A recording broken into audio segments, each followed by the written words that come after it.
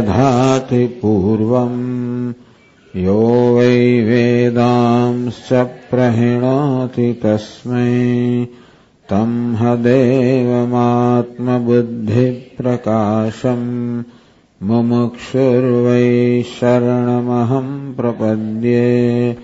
ॐ शान्ति शान्ति शान्तिः। ॐ नमो ब्रह्मादिभ्यो ब्रह्मविद्यासम्प्रदायकर्तृभ्यो वंशर्षिभ्यो महद्भ्यो नमो गुरुभ्यः। सर्वोपप्लवरहितः प्रज्ञानघनः प्रत्यगर्थो ब्रह्मैवाहमस्मि ब्रह्मैवाहमस्मि। ॐ नारायणम् पद्मभवम् वसिष्ठम् शक्तिम् च तत्पुत्रपराशरम् च व्यासम् शुकम् गौडपदम् महान्तम् योगीन्द्रमथास्य शिष्यम् श्रीशङ्कराचार्यमथास्य पद्मपादम् च हस्तामलकम् च शिष्यम् तन्तोटकम् वार्तिककारमन्यान् अस्मद्गुरून् सन्ततमानतोऽस्मि। श्रुतिस्मृतिपुराणानाम् करुणालयम् नमामि भगवत्पादम् शङ्करम् लोकशङ्करम् शङ्करम् शङ्कराचार्यम् केशवम् बादरायणम् सूत्रभाष्यकृतौ वन्दे भगवन्तौ पुनः पुनः। गुरुरात्मेति मूर्तिभेदविभागिने व्योमवद्व्याप्तदेहाय दक्षिणामूर्तये नमः। ॐ पार्थाय प्रतिबोधिताम् भगवता नारायणेन स्वयम् व्यासेन ग्रथिताम् पुराणमुनिना मध्ये महाभारतम् अद्वैतामृतवर्षिणीम् भगवतीम् अष्टादशाध्यायिनीम् त्वामनुसन्दधामि भगवद्गीते भवद्वेषिणीम्। यम् ब्रह्मा वरुणेन्द्ररुद्रमरुतः स्तुन्वन्ति दिव्यैस्तवैः वेदैः साङ्गपदक्रमोपनिषदैः गायन्ति यम् सामगाः। ध्यानावस्थिततद्गतेन मनसा यं योगिनः यस्यान्तन्न विदुःसुरासुरगणाः देवाय तस्मै नमः। पहला 3 श्लोक पाठ करो। अथ पंचमोऽध्यायः। अथ पंचमोऽध्यायः। अर्जुन उवाच। अर्जुन उवाच। सन्न्यासं कर्मणां कृष्ण। सन्न्यासं कर्मणां कृष्ण।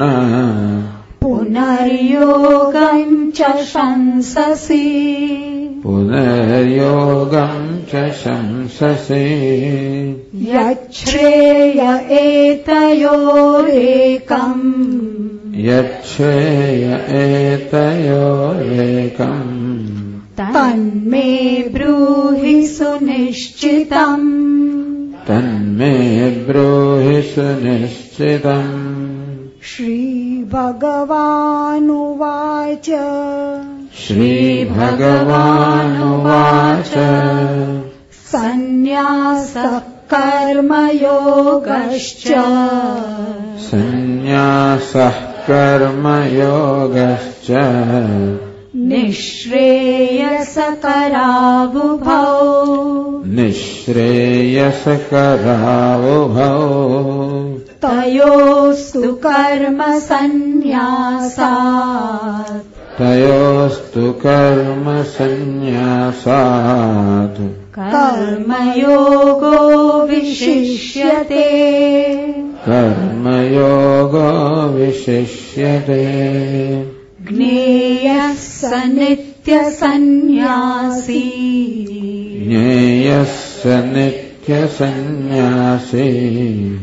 યો ન દ્વેષ્ટિ ન કાંક્ષતે યો ન દ્વેષ્ટિ ન કાંક્ષતે નિર્દ્વંદ્વો હિ મહાબાહો નિર્દ્વંદ્વો હિ મહાબાહો સુખં બંધાત પ્રમુચ્યતે સુખં બંધાત પ્રમુચ્યતે. તો ભગવદ્ ગીતાના 5મા અધ્યાયનો પ્રારંભ અર્જુનના પ્રશ્નથી થાય છે. ભગવાને આગળના 4 અધ્યાયોમાં સંન્યાસનું વિશદ વર્ણન કર્યું છે. તદુપરાંત કર્મયોગનું પણ બહુ સુંદર નિરૂપણ કર્યું છે. એટલે અર્જુન પૂછે છે, સંન્યાસમ કર્મણામ કૃષ્ણ પુનર્યોગમ ચ શંસસી. હે ભગવાન, આપ કર્મ સંન્યાસ વિશે અર્થાત કર્મના ત્યાગ વિશે અને કર્મયોગ અર્થાત કર્મના અનુષ્ઠાન વિશે આ બંને વિશે આપ કહો છો. આ બંનેનો ઉપદેશ આપે કર્યો. યત શ્રેય એતયોઃ એકમ તન્મે બ્રૂહિ સુનિશ્ચિતમ. આ બેમાંથી જે ચડિયાતો હોય, આ બેમાંથી જે એક ચડિયાતો હોય એનો નિશ્ચય કરીને આપ મને કહો. કારણ કે કર્મ સંન્યાસ અને કર્મયોગ એ બંને એક સાથે એક જ વ્યક્તિ ન કરી શકે. કર્મ સંન્યાસમાં કર્મનો ત્યાગ રહેલો છે, કર્મયોગમાં કર્મનું અનુષ્ઠાન રહેલું છે. આમ કર્મનું આચરણ અને કર્મનો ત્યાગ આપણે ગુજરાતીમાં કહે કે હસવું અને લોટ ફાંકો, એવું ગુજરાતીમાં કહેવાય છે. અંગ્રેજીમાં કહે you want to have the cake and eat it too. Cake રાખવી પણ છે અને ખાવી પણ છે. આ બે સાથે ના થઈ શકે. હસવું અને લોટ ફાંકો સાથે ના થાય. ચાલો એ થાય કે ના થાય કે તમે કદાચ કરી આપો, પણ છતાં કર્મ કરવું અને કર્મનો ત્યાગ કરવો એ તો બે સાથે નથી થઈ શકે. માટે બેમાંથી જે એક યોગ્ય હોય, હું બંને કરવા તૈયાર છું ભગવાન, પરંતુ બેમાંથી ચડિયાતો હોય એ કરવું વધારે સારું ને. બંને હું કરવા તૈયાર છું, યત શ્રેય, પરંતુ આ બેમાંથી જે ચડિયાતો હોય, મને મોક્ષ જોઈએ છે, હજુ એ વિષયમાં સ્પષ્ટ છે. પ્રારંભમાં જ અર્જુને જાહેર કર્યું, મુમુક્ષુ છું, હું બુભુક્ષુ નથી, મને ભોગની ઈચ્છા નથી, હું મુમુક્ષુ છું, મોક્ષની ઈચ્છા ધરાવનાર છું. એટલે એક વસ્તુ બહુ સ્પષ્ટ છે કે ગીતા મોક્ષ શાસ્ત્ર છે. અર્જુન મુમુક્ષ એટલે મોક્ષની ઈચ્છા ધરાવનાર છે. એને ઉદ્દેશને આ સમગ્ર ઉપદેશ અપાયેલો છે. એટલા જ માટે જો આપણને મોક્ષની ઈચ્છા ન હોય અને બીજી કે દુનિયાવી ઈચ્છા હોય તો ઘણી વાર ગીતાનો ઉપદેશનું આપણા જીવનમાં આચરણ કરવામાં બહુ સંઘર્ષ થતો હોય છે. કારણ કે ગીતાનો ઉપદેશ આપણી પાસે એવા પ્રકારની અપેક્ષા રાખે છે કે આપણે મોક્ષને ઈચ્છુક હોઈએ, બહુ ઊંચી આપણી ઈચ્છા હોય. જો આપણી ઈચ્છા બહુ ઊંચી હોય તો પછી નીચી વસ્તુનો ત્યાગ કરવા આપણે તૈયાર હોઈએ. આપણી ઈચ્છા ઊંચી ન હોય તો પછી નીચી વસ્તુ બહુ મહત્વની બની જતી હોય છે. પણ અર્જુન કહે છે, હું તો મુમુક્ષ છું અને મોક્ષ પ્રાપ્ત કરવા ઈચ્છા માટે, પણ આ મોક્ષ પ્રાપ્તિની સિદ્ધિ માટે આ બેમાંથી જે ચડિયાતો હોય એ આપ મને કહો. આમ ખરેખર તો ભગવાન કહેવા માંગે છે કે કર્મ સંન્યાસ ચડિયાતો છે. શા માટે ચડિયાતો છે? ગઈકાલેની ચર્ચા કરી કે આપણને શાસ્ત્રનું શ્રવણ કરવાની અનુકૂળતા કરી આપે છે. કર્મ સંન્યાસ એટલે વિધિપૂર્વક થયેલો કર્મનો ત્યાગ. વિધિપૂર્વક આપણે જયારે કર્મનો ત્યાગ કરીએ ત્યાર પછી આપણી કોઈ જવાબદારી રહેતી નથી, કોઈ કર્તવ્ય રહેતું નથી. પછી કુટુંબ માટે, સમાજ માટે, કશા માટે આપણી કોઈ ફરજ રહેતી નથી. પછી આપણી ફરજ માત્ર આપણે એકલા માટે રહે, પોતાના માટે રહે છે. એ પણ એક ફરજ છે ખરી, પોતાના માટે પણ માનવીની ફરજ છે. સામાન્ય રીતે બીજી બધી ફરજો બજાવ્યા પછી માણસે પોતાને માટેની ફરજ બજાવવી જોઈએ. આમ દેવ ઋણ, ઋષિ ઋણ, પિતૃ ઋણ, આ બધા 3 ઋણ લઈને આપણે જન્મ્યા છે. તો મનુસ્મૃતિમાં કહ્યું છે, ઋણાની ત્રીણી અપાકૃત્ય મનોમોક્ષે નિવેશેદ. માણસે આ 3 ઋણ પહેલા ફેરવા જોઈએ અને પછી પોતાના મનને મોક્ષમાં યોજવું જોઈએ. એ ઋણ ફેડ્યા વગર જ જો મોક્ષની પ્રવૃત્તિ કરે તો એનું અધઃપતન થાય, એવું મનુસ્મૃતિ કહે છે. પરંતુ દરેક મનુષ્યના જીવનમાં એવો સમય આવે છે જ્યારે એને હવે પોતાનું કલ્યાણ કરવાનું હોય છે. જોકે બીજા લોકો એમ કે આ સ્વાર્થી છે, બસ પોતાનું જ કલ્યાણ કરવાનું લાગી ગયો છે. પણ ક્યારેક તો પોતાનું કલ્યાણ કરવા માટે પણ માણસે ધ્યાન આપવાનું હોય છે. કઠોપનિષદમાં યમરાજાએ નચિકેતાને 3 વરદાન આપ્યા અને નચિકેતા જે કંઈ ઈચ્છે આપવાની એમણે તૈયારી બતાવી. નચિકેતાએ પહેલા વરદાનમાં પોતાના પિતાના મનની શાંતિ માટેની પ્રાર્થના કરી. બીજા વરદાનમાં એણે સ્વર્ગની પ્રાપ્તિ માટે અગ્નિ વિદ્યાની પ્રાર્થના કરી, જે વિદ્યા પ્રાપ્ત કરીને લોકો સ્વર્ગ પ્રાપ્ત કરી શકે. આ રીતે પહેલા વરદાન દ્વારા એણે પોતાના પરિવાર કુટુંબ પ્રત્યેની ફરજ અદા કરી. બીજા વરદાન દ્વારા એણે સમાજ પ્રત્યેની ફરજ અદા કરી. આ બધી ફરજો અદા કર્યા પછી છેલ્લે હવે કોના મળે? હવે પોતાના માટેની ફરજ આવી. ત્રીજા વરદાનમાં પછી એ આત્મજ્ઞાન માટેની માંગણી કરે છે. એટલે પોતાને માટેની ફરજ બજાવવી કે ગુનો નથી, કહેવાનો ભાવ એ છે. તો કર્મ સંન્યાસ શેના વડે લેવામાં આવતો હોય છે? આપણે કર્મ એટલે કે અહીં કર્મનો અર્થ થાય છે ફરજ કે કર્તવ્ય. કર્મનો ત્યાગ એટલે બધી ફરજનો ત્યાગ, કર્તવ્યનો ત્યાગ. એ શેના વડે કરવામાં આવતો હોય છે? પોતાની પ્રત્યેની ફરજ અદા કરવા માટે. એટલે પોતાના પ્રત્યેની ફરજ અદા કરવી, આત્માવેશનું અજ્ઞાન દૂર કરવું, પોતાનું કલ્યાણ કરવું, આત્માનું જ્ઞાન પ્રાપ્ત કરવું, એ માટે ગુરુજીનો ઉપદેશ પ્રાપ્ત કરવો, શાસ્ત્રનું શ્રવણ કરવું, મનન કરવું, આ બધું કરવા માટે આ કર્મનો સંન્યાસ એ બહુ જ અનુકૂળ છે. કારણ કે આપણું મન બીજી બધા પ્રકારની માંગણીથી મુક્ત હોય અને આપણે શાસ્ત્રોનું શ્રવણ વગેરેમાં સંપૂર્ણ રીતે આપણી જાતને સમર્પિત કરી શકીએ. એટલે ખરેખર જોવા જઈએ તો કર્મયોગ, જેમાં કર્મ કરવાનું હોય છે, એને કારણે આપણું મન ઘણું બધું કર્મમાં જોડાયેલું હોય છે. તેથી કર્મને કારણે ઘણી બધા રોકાણો મનમાં હોય, કામ એમને ના થાય. તમે જોજો, જેવા અહીંથી આ હોલમાંથી બહાર નીકળશે ત્યારે તો બહુ જોરદાર કહેવામાં આવ્યું, 1 વાર 2 વાર તમારા બધા મોબાઈલ બંધ કરી દો, તમે એના મોડ પર રાખો, પેલા મોડ પર રાખો વગેરે. તો કુછ ઊંચાઈ નીચે થાય અંદરથી. જેવા હોલની બહાર નીકળશે એટલે અથવા જેવું પ્રવચન પૂરું થશે ને એટલે પે શરૂ થઈ જાય. એટલે પેલું મોબાઈલ શરૂ થાય ત્યારે એક સંગીત સાથે શરૂ થતું હોય છે.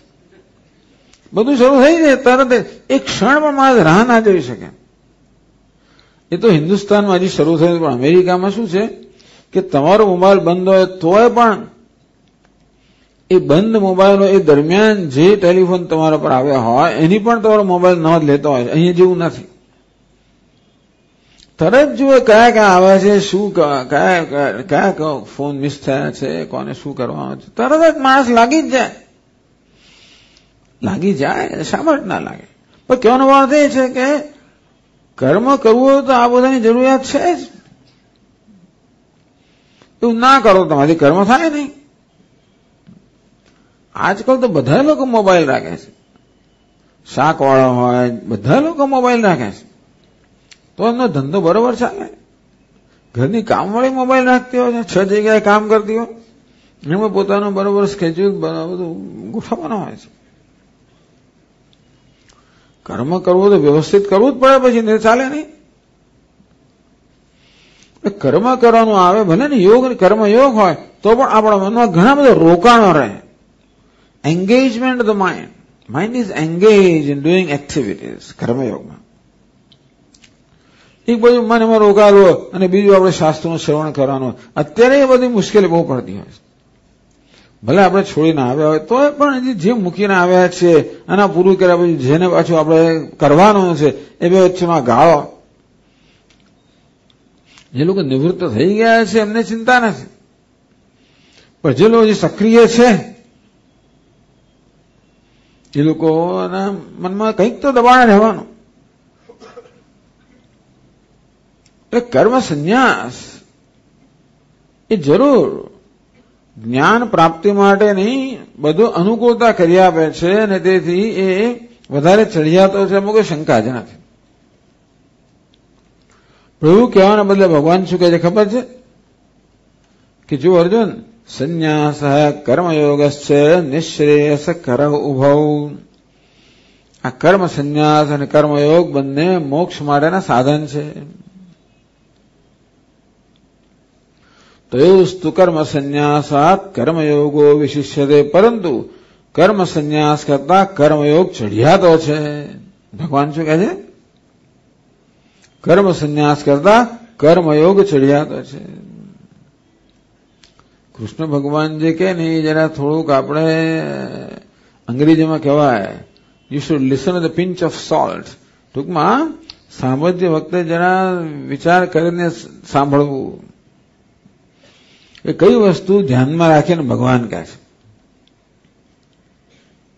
એવું કેમ કહે છે?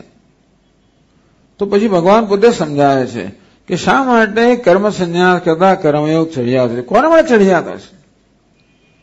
કે જો કર્મ સંન્યાસ તો અમુક પ્રકારની પૂર્વ તૈયારીની અપેક્ષા રાખે છે. કર્મ સંન્યાસ કર્મને છોડી દેવું, એ કર્મનો ત્યાગ જે છે એ કેટલીક પૂર્વ તૈયારીની અપેક્ષા રાખે છે. એ પૂર્વ તૈયારી જેની પાસે નથી એને માટે કર્મ સંન્યાસ કરતા કર્મયોગ ચઢિયાતો છે. કોઈ પૂછે કે ભાઈ પીએચડી ચઢિયાતું કે એમએસસી ચઢિયાતું? પીએચડી ચઢિયાતું ખરું કે નહીં? પીએચડી એમએસસી પછીની વસ્તુ. એમએસસી ચઢિયાતું કે બીએસસી ચઢિયાતું? એમએસસી. કોલેજ ચઢિયાતી કે હાઈસ્કૂલ? કોલેજ જ ચઢિયાતી. તો આપણે આપણા દીકરાને કે નહીં હાઈસ્કૂલ ચઢિયાતી. કેમ? અરે હજી તું 8મું તો પાસ થયો નથી. જે માણસ 8મું પાસ ના થયો એને પેલા હાઈસ્કૂલ થયા પછી કોલેજમાં જવાનું હોય ને. કોલેજ ચઢિયાતી કરી પણ કોલેજ તો અમુક પ્રકારની પૂર્વ તૈયારીની અપેક્ષા રાખે છે ને કે હાઈસ્કૂલ પસાર કરી હોવી જોઈએ. એ ન કરી હોય ત્યાં સુધી શું કહીએ આપણે કે કોલેજ ને હાઈસ્કૂલ બંને સારા તો ખરા, પણ કોલેજ કરતા હાઈસ્કૂલ વધારે સારી. કોના માટે? તારે માટે. આમ એક જનરલ સ્ટેટમેન્ટ છે કે હાઈસ્કૂલ કરતા કોલેજ ચઢિયાતી, પણ એક પર્ટિક્યુલર સ્ટેટ આને શું લાગુ પડે છે કે તારે માટે તો હાઈસ્કૂલ કરતા અને કોલેજ કરતા હાઈસ્કૂલ જ સારી. તેમ અર્જુન માટે કહેવામાં આવે છે. શા માટે કહેવામાં આવે છે? જેનો વૈરાગ્ય છે. સંન્યાસ માટેની જરૂરિયાત શું છે? વૈરાગ્ય. વૈરાગ્ય એટલે રાગ અને દ્વેષમાંથી મુક્તિ. કારણ કે બે વસ્તુઓ આપણા મનને રોકાયેલી રાખે છે. એક તો જે બધા કર્મ કરવાના હોય, ફરજો બજાવવાની હોય, એ બધી વસ્તુ આપણા મનને રોકાયેલી રાખે. આને ટેલિફોન કર્યો, પેલાને કહ્યું, આને કરું, આ કરું, એ બધી વસ્તુ રોકાયેલી રાખે. પણ એ બધું ના હોય, ટૂંકમાં એ કર્મ ના હોય તો આપણું મન રોકાયેલું રહે. શેનાથી રહે? રાગ અને દ્વેષથી. તો રાગ અને દ્વેષ આપણા મનમાં હોય તો કશું ન કરવાનું હોય તોય આપણું મન રોકાયેલું રહે. કેમ રે? પેલો મને આમ કહી ગયો, પેલું કહી ગયો. રાગ અને દ્વેષને કારણે ક્યાંક પક્ષપાત હોય, ક્યાંક આસક્તિ હોય, ક્યાંક દ્વેષ હોય. રાગ એટલે કશીક વસ્તુ વગર ના ચાલે. દ્વેષ એટલે કશીક વસ્તુ સહન ના કરી શકો. દ્વેષનો અર્થ જેની હાજરી સહન ના કરી શકો, જેને વિચાર માત્રથી મનમાં ક્રોધ જન્મે, મનમાં રોષ જન્મે. આપણા મનમાં ઘણા બધા રોષ ભરાયેલા છે. આપણે નાનપણથી ઉછર્યા ત્યાં સુધીમાં આપણને ઘણા બધા અનુભવો થયેલા છે. કેટલાય લોકો આપણે અન્યાય કરેલા હશે, કેટલી નિષ્ફળતાઓ આપણે મળી જાય છે, કેટલા બધા આપણે કડવા અનુભવો થયા હશે. એવું ઘણું બધું થયેલું હોય કે બધી વસ્તુઓ આપણી ઈચ્છા પ્રમાણે થઈ હોવું તો ના જ બને. એને કારણે આપણા મનમાં ઘણો રોષ પણ ભરાયેલો છે. ગઈકાલે વાત કરે ને, ઘણી સ્ત્રીઓને રામચંદ્રમાં રોષ છે. કેમ સીતાજીને એમણે કેમ કાઢી મૂકી? બસ ઘણા રોષ. આપણે જે વસ્તુ ગમતી હોય એની અંદર વિરોધ કરનાર કોઈ તરત રોષ જન્મે. લોકોને કેટલા રાજકારણીઓ માટે રોષ હશે, કેટલાય લોકો માટે રોષ હશે. એને આમ કેમ કર્યું, પેલું કેમ કર્યું, ફલાણું કેમ કર્યું. મને ધારો કે મહાત્મા ગાંધીજી માટે ખૂબ આદર હોય, એની ટીકા કરનાર કોઈ નીકળે, તરત મને દ્વેષ જન્મે. એની પ્રશંસા કરનાર કોઈ નીકળે, તરત મને એના માટે પ્રેમ જન્મે. ટૂંકમાં જ્યાં સુધી મારા અહંકાર છે ત્યાં સુધી મારા અહંકારને પોષનારી જે વસ્તુ હોય એના માટે મને ગમો જન્મવાનો, મને એ વસ્તુ ગમવાની, એના માટે રાગ જન્મવાનો, મારા અહંકાર પર જે આઘાત કરે, અહંકારને પ્રતિકૂળ હોય એના માટે દ્વેષ જન્મવાનો. આ દુનિયામાં બધું તો મને અનુકૂળ હોવાનું જ નથી. કેટલીક આ વસ્તુ અનુકૂળ હોય, કેટલુંક પ્રતિકૂળ હોય. જે અનુકૂળ છે એના માટે રાગ, પ્રતિકૂળ છે માટે દ્વેષ. જે મારા સુખનું સાધન છે એના માટે રાગ, જે દુઃખનું સાધન છે એના માટે દ્વેષ. સ્વાભાવિક છે. સુખની પ્રાપ્તિની ઈચ્છા સ્વાભાવિક છે. હું સુખની પ્રાપ્તિ, દુઃખની નિવૃત્તિ ઈચ્છું છું. અને તેથી જે સુખનું સાધન હોય એના માટે રાગ, જે દુઃખનું સાધન હોય એના દ્વેષ હોવાના જ. અને તેથી આપણા મનમાં રાગ દ્વેષ હોવાના. જ્યાં સુધી રાગ દ્વેષ છે ત્યાં સુધી બહારનું કશું ન હોય તો આપણા મનને એ રાગ દ્વેષ જ અનેક રીતે રોકેલું રાખે છે. ભલે એકાંતમાં જઈએ, શુચો ઉદ્દેશે પ્રતિષ્ઠાપ્ય સ્થિરમાસનમાત્મન. ભગવાન કહે કે તમારે એકાંત પ્રદેશમાં જવું જોઈએ, સ્વચ્છ કે પવિત્ર સ્થળે જવું જોઈએ, જેને કારણે બહારની બધી ખલેલી તમે મુક્ત રહો. ત્યાં જઈને ધ્યાન કરવું જોઈએ. આપણા ચિત્તને આપણા ધ્યેય વિષયમાં ચિત્તને એકાગ્ર કરવું જોઈએ.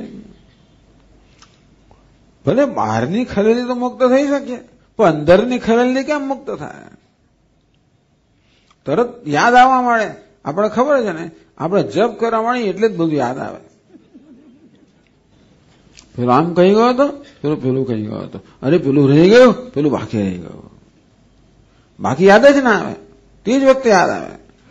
આ રાગ અને દ્વેષ જાણે કે રાહ ના જોઈ રહ્યા હોય. મારું મન જરાક નવરું પડ્યું કે નહીં, તરત રાગ દ્વેષ રાહ જ જોઈ રહ્યા છે અને આવીને તરત મારા મનનો કબજો લઈ લેતા હોય છે. એટલે જ્યાં સુધી રાગ દ્વેષ હોય ત્યાં સુધી ભલે આપણે બહારના રોકાણથી મુક્ત હોઈએ પણ અંદરના રોકાણથી મુક્ત નથી. એટલા માટે આપણને એ કર્મ સંન્યાસથી જે લાભ થવો જોઈએ એ લાભ ના થાય. એટલે જ ભગવાન કહે છે જ્યાં સુધી મનમાં વૈરાગ્ય નથી, જ્યાં સુધી મન રાગ અને દ્વેષથી મુક્ત નથી ત્યાં સુધી તયોસ્તુ કર્મ સંન્યાસાત કર્મયોગો વિશિષ્યતે. કર્મ સંન્યાસ કરતા કર્મયોગ ચડિયાતો છે. કેમ ચડિયાતા છે? જ્ઞેયસ્ય નિત્ય સંન્યાસી યો ન દ્વેષ્ટિ ન કાંક્ષતી નિર્દ્વંદ્વો હિ મહાબાહો સુખમ બંધાત પ્રમુચ્યતે.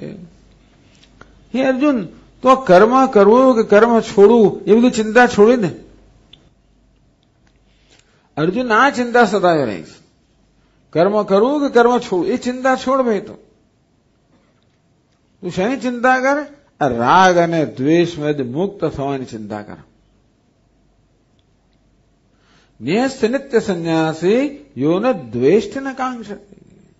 જે દ્વેષ અને આકાંક્ષા, દ્વેષ અને રાગમાંથી જે મુક્ત થયો છે, ભગવાન કે એને નિત્ય સંન્યાસી જાણવો. નિત્ય સંન્યાસી એટલે એ કર્મ કરી રહ્યો છે ત્યારે પણ એને સંન્યાસી જાણવો. ભગવાન કહે છે કે કર્મનો ત્યાગ, એને ભગવાન કર્મના ત્યાગને સંન્યાસનું લક્ષણ કહેતા નથી. એ રાગ અને દ્વેષના ત્યાગને સંન્યાસનું લક્ષણ કહે છે. તો ભગવદ્ ગીતામાં સર્વત્ર ભગવાન રાગ અને દ્વેષના ત્યાગ એટલે કે રાગ અને દ્વેષમાંથી મુક્ત થવાની એના પર ખૂબ ભાર આપે છે. ઇન્દ્રિયસ્યેન્દ્રિયસ્યાથે રાગદ્વેષો વ્યવસ્થિતૌ તયોર્નવ સમાગચ્છેત તૌ હ્યસ્ય પરિપંથિનૌ. ત્રીજા અધ્યાયમાં કહ્યું કે દરેક ઇન્દ્રિયોને પોતાના વિષયો મળે રાગ અને દ્વેષ હોય છે. હે અર્જુન, આ રાગ અને દ્વેષના વશમાં ના થઈશ, એ તો તારા માર્ગમાં રહેલા શત્રુઓ છે. કામેશ ક્રોધેશ રજોગુણ સમુદ્ભવ મહાસુરો મહાપાપમાં વિધ્યેન મિહ વૈરિણમ. જે અત્યારે કામ છે એ જ ક્રોધ બને છે. એ રજોગુણમાંથી જન્મ્યો છે, રજોગુણને જન્મ આપે છે, એ તો તારો વૈરી છે. આમ કામ અને ક્રોધ કે રાગ દ્વેષને એક નંબરના વૈરી શત્રુ કહેના છે. એટલે ભગવદ્ ગીતામાં ભગવાન આ રાગ અને દ્વેષના ત્યાગને કે રાગ અને દ્વેષમાંથી મુક્તિને બહુ જ મહત્વ આપે છે.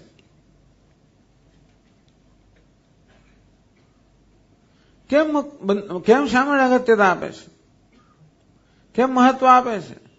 તો આ ત્રીજા શ્લોકની બીજી પંક્તિમાં જ ભગવાન કહે છે, નિર્દ્વંદ્વો હિ મહાબાહો સુખમ બંધાત પ્રમુચ્યતે. હે મહાબાહુ, નિર્દ્વંદ્વ આ રાગ અને દ્વેષ મુક્ત થયો છે, સુખમ બંધાત પ્રમુચ્યતે. એ સુખમ એટલે કે અનાયાસ, સરળતાથી, કોઈ ખાસ પ્રયત્ન વગર બંધનમાંથી મુક્ત થઈ જાય છે. ભાઈ, બંધનમાંથી કેમ મુક્ત થવું? જ્ઞાનથી બંધનમાંથી મુક્ત થવાય. પરંતુ જ્યારે મન આપણું રાગ અને દ્વેષથી મુક્ત હોય ત્યારે મન આપણું શાંત હોય, મન વર્તમાનમાં હોય. આજકાલ એક બહુ મોટી વસ્તુ ચાલે છે, લિવિંગ ઇન ધ પ્રેઝન્ટ. વર્તમાનમાં રહેવું, વર્તમાનમાં હોવું, વર્તમાનમાં જીવવું. આપણું તમે જો આપણા મનના વિચારોનું નિરીક્ષણ કરો, જણાશે કે મોટે ભાગે મન ક્યાં તો ભૂતકાળમાં જતું રહ્યું હોય, સરી પડ્યું હોય. ભૂતકાળમાં જે અન્યાય થયા હોય એની વાત, એનું ચિંતન કરતું હોય, કે ભૂતકાળમાં આપણે કંઈક સારું ખોટું કર્યું એનું ચિંતન કરતું હોય, કે ભવિષ્યમાં એની ચિંતાઓ કરતું હોય. આપણે ભાગ્યે જ વર્તમાનમાં હોઈએ છીએ. સત્ય કેવું છે? વર્તમાન સ્વરૂપ. આત્મા કહો છે વર્તમાન સ્વરૂપ of the nature of present. Self ease of the nature of present. આત્મા કેવો છે? વર્તમાન સ્વરૂપ છે. તો મન વર્તમાનમાં હોય તો જ એ વર્તમાન રૂપ આત્માને સમજી શકે ને એનું જ્ઞાન મેળવી શકે. રાગ અને દ્વેષ આપણને ભૂતકાળમાં લઈ જાય કે ભવિષ્યમાં ક્યાંય લઈ જાય. એટલે રાગ અને દ્વેષથી મુક્ત મન કેવું હોય છે? વર્તમાનમાં હોય. એમ તો એ આત્મા જે વર્તમાન સ્વરૂપ છે એને સમજી શકે. નિર્દ્વંદ્વો હિ મહાબાહો સુખમ બંધાત પ્રમુચ્યતે. હે મહાબાહુ, જે નિર્દ્વંદ્વ છે, જે રાગ અને દ્વેષ રૂપી દ્વંદ્વથી મુક્ત થયો છે, એ સુખેથી સરળતાથી બંધમાંથી મુક્ત થાય છે.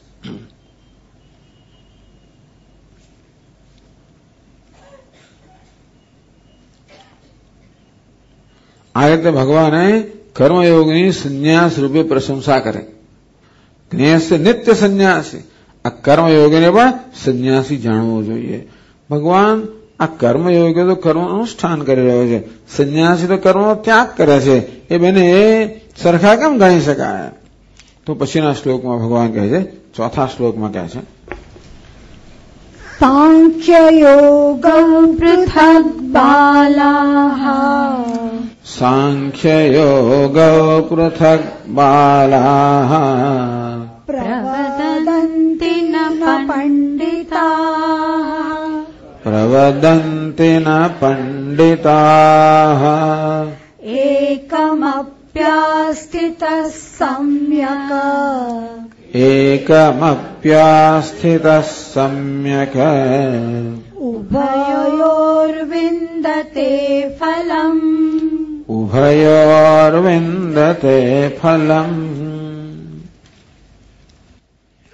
સાંખ્યયોગો પૃથક ઇતિ બાલાઃ પ્રવદન્તિ ન પંડિતાઃ પ્રવદન્તિ. સાંખ્ય એટલે સંન્યાસ, યોગ એટલે કર્મયોગ. સાંખ્યયોગો પૃથક, આ સંન્યાસ અને કર્મયોગ જુદા જુદા છે, એટલે કે જુદું જુદું ફળ આપનારા છે. એવું તો બાલાહ, બાળકો. બાળકો એટલે જે લોકો શાસ્ત્રના મર્મને સમજ્યા નથી. શાસ્ત્રના શબ્દને સમજવું એક વસ્તુ છે, શાસ્ત્રના મર્મને સમજવું બીજી વસ્તુ છે. બાલાહ પંડિતાહ, બે શબ્દોનો ભગવાન પ્રયોગ કરે છે. પંડિત કોને કહેવાય? જે લોકો શાસ્ત્રના મર્મને સમજ્યા છે એના માટે ભગવાન પંડિત શબ્દનો પ્રયોગ કરે છે. ત્યારે બાલાહ, જે લોકો શાસ્ત્રના શબ્દો તો બહુ જાણે છે, શાસ્ત્રના બધા શ્લોકો અને મંત્રો પણ બધા કડકડાટ બોલી જાય, વ્યાકરણને તર્કનો ઉપયોગ કરીને સમજાવી પણ જાય, પણ જે લોકો મર્મ ન જાણતા કે સંન્યાસ ખરેખર શું વસ્તુ છે, જે લોકો એમ જ માને છે કે જે લોકો સંન્યાસ એટલે કર્મનો ત્યાગ, એને સંન્યાસનું ચિહ્ન માનનારા છે. જે લોકો એમ માને છે કર્મ તો બંધન કરનારું જ છે. કર્મણા બધ્યતે જંતુ. હવે એક દ્રઢ માન્યતા ધરાવનારા લોકો છે કે કર્મથી તો મનુષ્ય બંધાય જ. એટલા માટે કર્મનો ત્યાગ જ કરવો જોઈએ. જે મુક્ત થવા માંગે છે એને કર્મનો ત્યાગ જ કરવો જોઈએ. અને કારણ કે ગઈકાલે આપણે કહ્યું હતું તે રીતે કે ભાઈ એ લોકો એમ માને છે કે આધ્યાત્મિક ઉન્નતિમાં કર્મનો કોઈ ઉપયોગ છે જ નહીં. કર્મ તો આધ્યાત્મિક ઉન્નતિ સાધતા સાધક માટે અવરોધરૂપ છે. મોક્ષ એટલે નિવૃત્તિ. મોક્ષ એટલે બધા દુઃખમાંથી નિવૃત્તિ, બધા અહંકાર મમકારમાંથી નિવૃત્તિ. અને કર્મ એટલે પ્રવૃત્તિ. તો પ્રવૃત્તિ કેવી રીતે નિવૃત્તિ માટેનું સાધન બની શકે? પ્રવૃત્તિ નિવૃત્તિથી વિરુદ્ધ જો ને તો કર્મ પ્રવૃત્તિ સ્વરૂપ છે, જ્યારે જ્ઞાન કે મોક્ષ નિવૃત્તિ સ્વરૂપ છે. એટલા માટે તમારે જ્ઞાન પ્રાપ્ત કરો તો નિવૃત્તિ જ જોઈએ, આ પ્રવૃત્તિ ના ચાલે. કે એવી પ્રકારની સમજથી અર્જુન પણ કદાચ આ કર્મ છોડી દેવા માંગતો હશે. એ લોકો બાલાહ ન તો પંડિતાહ. ભગવાન કે આ બાળકો છે એટલે કે એ લોકો કંઈક થોડું ઘણું જેમ તેમ સમજ્યા છે, પણ ખરેખર એ સંન્યાસનો મોક્ષનો મર્મ નથી સમજ્યા. આ પ્રવૃત્તિ નિવૃત્તિ કોને કહેવાય બરોબર સમજ્યા નથી. પ્રવૃત્તિ એ માત્ર બહારના સ્તર પર થતી ચેષ્ટાઓ અને પ્રવૃત્તિ કહેવી,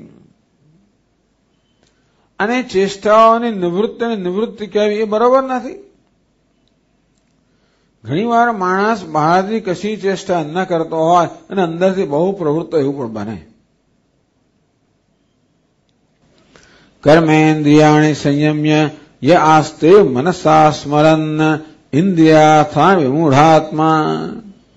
ભગવાને ત્રીજા અધ્યાયમાં કહ્યું કે જ્યાં સુધી મનમાં રાગ દ્વેષ છે ત્યાં સુધી કદાચ કોઈ સંન્યાસ લે ખરો અને હાથ પગ અને બધી ઇન્દ્રિયોને કાબુમાં રાખે, આંખો બંધ કરી દે, છતાંય પણ મનમાં બહુ જ પ્રવૃત્તિ હોય, કારણ કે મન તો વિષયનું ચિંતન કરવાનું છે. તો આ પ્રવૃત્તિ નિવૃત્તિનું લક્ષણ શું શરીરના સ્તરે કોઈ પ્રવૃત્તિ થતી નથી, ચેષ્ટા નથી, માટે આ માણસ નિવૃત્ત છે એવું સમજવાનું? કે શરીરના સ્તરે ઘણી ચેષ્ટાઓ થતી હોય તો આ માણસ નિવૃત્ત હોઈ શકે? તો હોઈ શકે. હું ઘણી વાર વાક્ય કહેતો હોઉં છું અમારા પૂજ્ય સ્વામીજીનું કે freedom not from action, freedom in action. કર્મમાંથી નિવૃત્તિ નહીં, કર્મ દરમિયાન નિવૃત્તિ, કર્મમાં નિવૃત્તિ. એટલે માણસ બહારના સ્તરે બધું કર્મ કરી રહ્યો છતાં માનસિક સ્તરે નિવૃત્ત હોય એવું બને? નામ યોગી. એ નિવૃત્તિ એટલે રાગ અને દ્વેષમાંથી નિવૃત્તિ. એ ભગવાન કહે છે કે જે લોકો આ સંન્યાસ કહો, નિવૃત્તિ કહો, એનો મર્મ જાણે છે, એ લોકો જાણે છે કે આ કર્મ નિવૃત્તિનું વિરોધી નથી. પેલા લોકો પ્રવૃત્તિ અને નિવૃત્તિ એનો અર્થ એવો કરે છે કે કર્મ કરવું એટલે પ્રવૃત્તિ, કર્મ ના કરવું એટલે નિવૃત્તિ. તે લોકો એમ માને છે કે આ પ્રવૃત્તિ છે એ નિવૃત્તિની વિરોધી છે. કેમ? કર્મ કરવું એટલે પ્રવૃત્તિ, કર્મ ના કરો તો નિવૃત્તિ. જો એવી વ્યાખ્યા હોય તો પ્રવૃત્તિ એ નિવૃત્તિની વિરોધી છે. તો ભગવાન કહેવા છે કે નહીં, આ પ્રવૃત્તિ નિવૃત્તિ માનસિક અવસ્થાઓ છે, એ શરીરની અવસ્થાઓ નથી. મનના સ્તરે માણસ નિવૃત્ત છે કે નહીં? જો મનમાં માણસ રાગ અને દ્વેષથી મુક્ત હોય તો એ નિવૃત્ત છે. ભલે ને શરીરના સ્તરે કર્મ કરી રહ્યો હોય તો પણ જો મનના સ્તરે રાગ દ્વેષથી મુક્ત હોય તો નિવૃત્ત છે. અને શરીરના સ્તરે કશું ના કરતો હોય તો મનમાં રાગ દ્વેષ ધરાવતો હોય તે પ્રવૃત્ત છે. ભગવાન એ પ્રકારની વ્યાખ્યા કરે છે. તો ભગવાનની પ્રવૃત્તિ નિવૃત્તિની કઈ વ્યાખ્યા છે? જે મન રાગ અને દ્વેષથી મુક્ત છે એ નિવૃત્ત છે, જે મન રાગ અને દ્વેષ ધરાવનારો છે એ પ્રવૃત્ત છે. પછી શરીરના સ્તરે કર્મ થતા હોય કે ન થતા હોય, આ ખરો મર્મ છે. પ્રવૃત્તિ નિવૃત્તિનો આ મર્મ છે. શું મર્મ છે? નિવૃત્તિ એટલે રાગ અને દ્વેષમાંથી નિવૃત્તિ. પ્રવૃત્તિ એટલે રાગ અને દ્વેષ ધરાવવા નામ પ્રવૃત્તિ. એટલે એવો એક માણસ હોય જે કર્મ કરી રહ્યો છે પણ મનમાં રાગ અને દ્વેષથી મુક્ત છે તો એને આપણે સંન્યાસી ગણવો જ જોઈએ. એક પ્રકારનો સંન્યાસ. સાંખ્ય યોગ પૃથક એનું નામ જ કર્મયોગી. કર્મયોગી કોને કહેવાય? કર્મયોગી એને કહેવાય છે રાગ અને દ્વેષથી નહીં પણ રાગ અને દ્વેષથી મુક્ત થવા માટે કર્મ કરે છે. તેથી આ કર્મયોગી છે એ રાગ અને દ્વેષથી મુક્ત છે અને પેલો સંન્યાસી છે એ કર્મથી મુક્ત છે. આ બંને લોકો મુક્ત છે. એટલે ભગવાન કહે છે કે આ સાંગલિક સંન્યાસ અને કર્મયોગ અત્યંત જુદા છે. સ્વરૂપથી પણ જુદા છે પણ જુદું જ ફળ આપનારા છે. એક બંધન આપનારું છે, બીજું મુક્ત કરનારું છે. એવું માનનારા લોકો તો બાળકો છે. એ લોકો શાસ્ત્ર મર્મ જાણતા નથી. તો મારા શું મર્મ શું છે? બીજી પંક્તિમાં કહે છે એકમપી આસ્થિત સમ્યક, એકમપી સમ્યક આસ્થિત. આ કર્મયોગ અને કર્મ સંન્યાસ કોઈ પણ એકમાં જે સારી રીતે નિષ્ઠ હોય, એકનું પણ સારી રીતે આચરણ કરતો હોય, કર્મયોગનું સારી રીતે આચરણ કરતો હોય. આપણે આગળ જોઈશું કર્મયોગનું સારી રીતે આચરણ એટલે શું. ઈશ્વરને સમર્પણ કરવાની ભાવનાથી કર્મ કરવું, નિષ્કામ ભાવે કર્મ કરવું. અઘરું છે, પણ એનું નામ કર્મયોગ. નિષ્કામ ભાવે કર્મ કરવું અથવા તો ઈશ્વરને અર્પણ કરવાની ભાવનાથી કર્મ કરવું, એનું નામ કર્મયોગ. તો ભગવાન કહે છે કે એ રીતે આ પ્રકારે ભગવાન અહીંયા ભગવદ્ ગીતામાં શાસ્ત્રમાં કર્મયોગ સમજાવે છે. તો એ ગીતામાં અર્થાત શાસ્ત્રમાં જે રીતે કર્મયોગ સમજાવ્યો છે એ રીતે જેનું અનુષ્ઠાન કરે, સમ્યક આસ્થિત, સમ્યક એટલે સારી રીતે શાસ્ત્રમાં સમજાવ્યું છે કે શાસ્ત્રમાં નિરૂપણ કર્યું છે એ પ્રકારે જે બે એક પણ વસ્તુ કરે છે. કર્મયોગ એટલે કે ઈશ્વરને અર્પણ કરવાની ભાવનાથી, નિષ્કામ ભાવનાથી જે કર્મ કરે છે એ કર્મયોગનું સારી રીતે આચરણ. અથવા સંન્યાસ. સંન્યાસ એટલે જેનો વૈરાગ્ય છે અને જે શાસ્ત્રનું શ્રવણ મનન નિધિધ્યાસન કર્યો નામ સંન્યાસી. એકમપી સમ્યક આસ્થિત, આ બેમાંથી એકનું પણ સારી રીતે અનુષ્ઠાન કરનાર. ઉભયો વિંદતે ફલમ, એ બંનેનું ફળ છે પ્રાપ્ત કરે છે. બંનેનું ફળ છે, બંનેનું ફળ મોક્ષ જ છે. સંન્યાસ પણ જ્ઞાન દ્વારા મોક્ષ પામે છે, કર્મયોગ પણ સંન્યાસ અને જ્ઞાન દ્વારા મોક્ષ પામે છે. એટલે આપણે અર્જુન, તું સંન્યાસ અને કર્મયોગનો બહુ ભેદ ના જોઈશ. તું બહારના આચરણને બહુ મહત્વ ના આપીશ.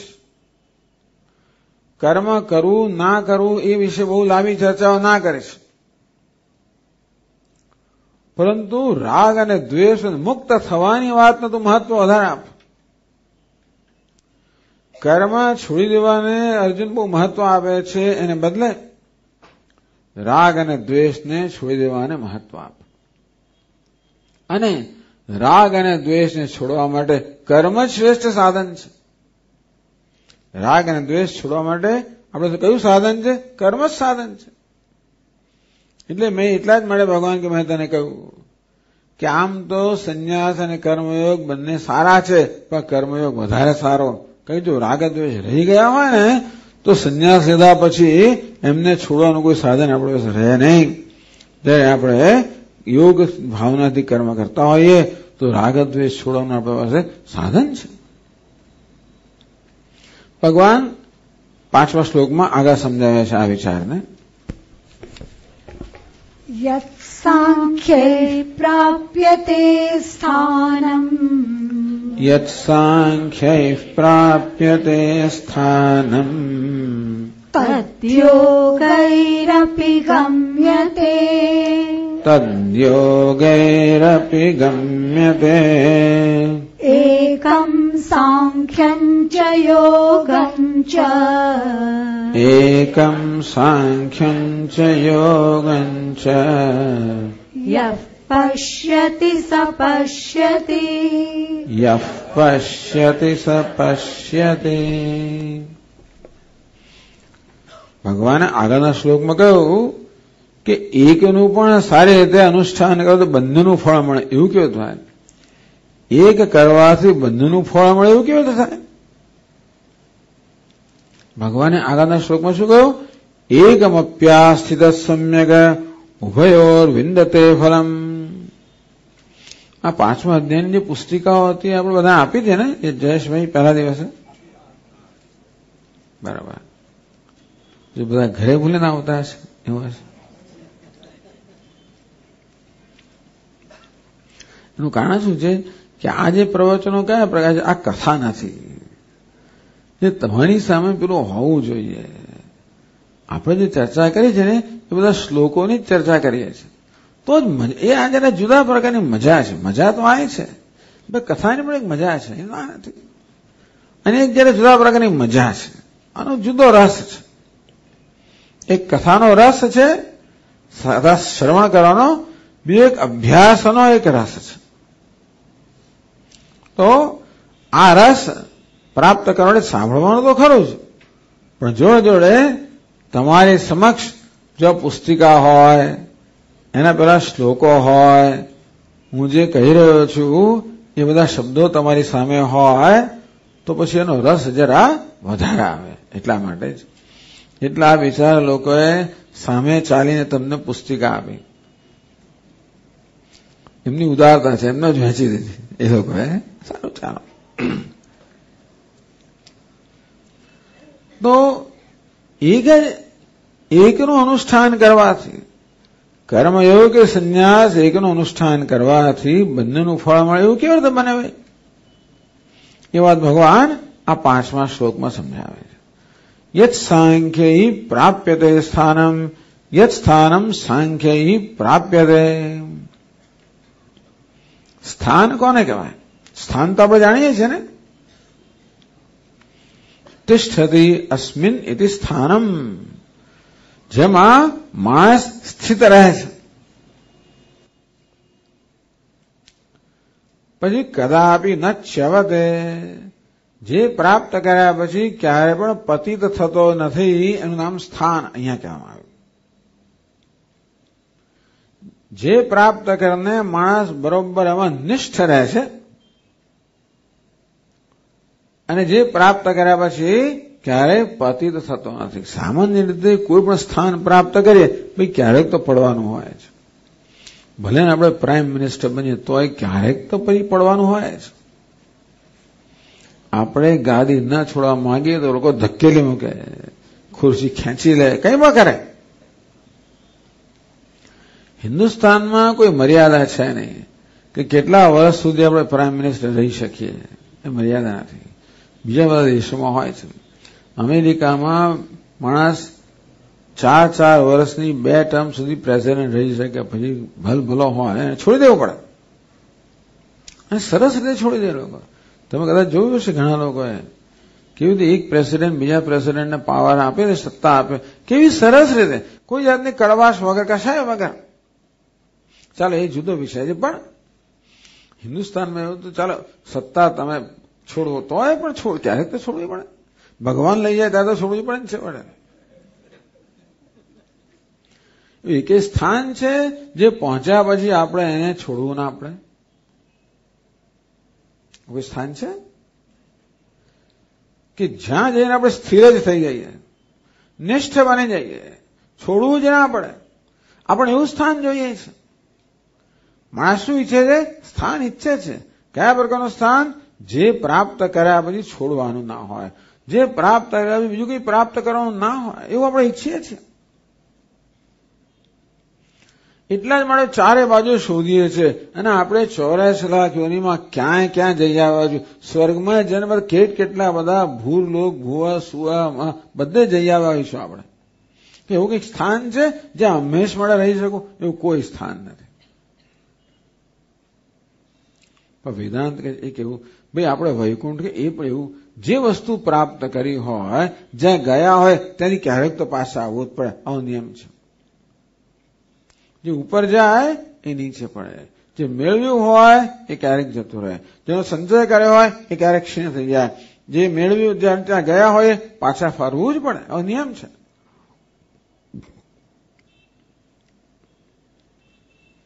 તો આ એવું સ્થાન છે જે પ્રાપ્ત કરીને ક્યારેય પછી ત્યાંથી પતન થાય જ નહીં, ત્યાં આપણે નિષ્ઠ બની જઈએ. એવું કયું સ્થાન હોય? એ આપણા કદાચ જુદું હોય તો ક્યારેય નિષ્ઠ રહી જ ના શકીએ, ખરું કે નહીં? કેવું સ્થાન હોય? આપણું પોતાનું સ્વરૂપ હોય તો જ એમાં નિષ્ઠ રહી શકીએ. જેવી રીતે નદી માત્ર સમુદ્રમાં જ નિષ્ઠ રહી છે, કારણ કે સમુદ્ર નદીનું સ્વરૂપ છે. બીજી કોઈ જગ્યાએ એ નિષ્ઠ ના રહી શકે. અગ્નિ ગરમીમાં નિષ્ઠ રહી શકે, સૂર્ય પ્રકાશમાં નિષ્ઠ રહી શકે, તેમ આપણે પણ આપણો પોતાના સ્વરૂપમાં શેમાં? સચ્ચિદાનંદમાં નિષ્ઠ રહી શકીએ. સ્વરૂપ છે સત્યમ જ્ઞાનમ અનંતમ બ્રહ્મ. સચ્ચિદાનંદ આપણું સ્વરૂપ છે. એમાં જ માત્ર આપણે નિષ્ઠ રહી શકીએ. ટૂંકમાં સ્વામીજી એમાં નિષ્ઠ શું? એ તો છીએ જ ના. આપણે તો છીએ તો ખરા, અને છતાંય પણ 10મો સ્વર્ગ 10મો છે તો ખરો, પણ અજ્ઞાનને કારણે એ જાણે કે નથી એવું જાણે છે. વસ્તુ આપણી પાસે છે ને, માણસ આપણા કંઠમાં જ હોય. ઘણી વાર પહેરેલી હોય આપણે 4 વર્ષ શોધતા હોઈએ. ચાવીનો જોડો કમરમાં ખોસેલો ને આપણે શોધતા હોઈએ, ખાસ કરીને ઉતાવળ હોય ત્યારે. અહીં 6 વાગે પહોંચવાનું હોય, 4:30 થઈ ગયા છે, ચેતવણી આપવામાં આવી છે. મુંબઈનો ભરોસો નહીં સ્વામીજી, મુંબઈના ટ્રાફિકનો ભરોસો નહીં. પણ આજે 50 મિનિટમાં આવે એ આજે આવ્યા, પણ કાલે ભરોસો નહીં.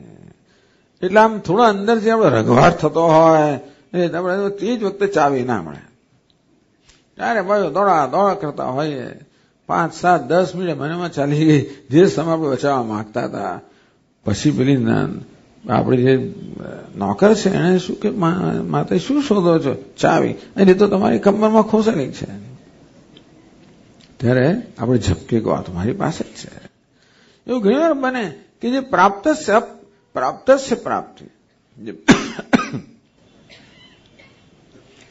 એ કર્મથી પ્રાપ્ત ના થાય, એ જ્ઞાનથી પ્રાપ્ત થાય.